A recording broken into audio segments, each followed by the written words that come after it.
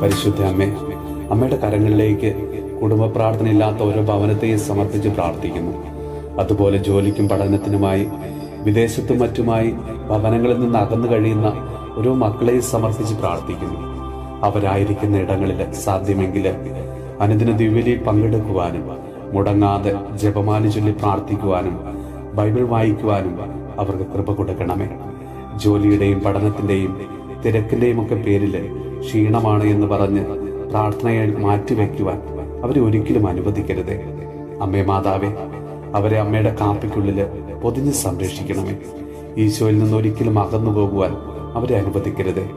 അമ്മേ മാതാവേ, പാപ സാഹചര്യങ്ങൾക്കും ചതിക്കുഴികൾക്കും തെറ്റായ കൂട്ടുകെട്ടുകൾക്കുമൊക്കെ ഏറെ സാധ്യതയുള്ള അവരുടെ ജീവിത സാഹചര്യങ്ങളിൽ മാതാപിതാക്കളോ ആരും നിയന്ത്രിക്കാനില്ലാത്ത അവരുടെ ജീവിതത്തെ അമ്മേ മാതാവേ, അമ്മയുടെ കരങ്ങളിലേക്ക് ഞങ്ങൾ സമർപ്പിക്കുന്നു.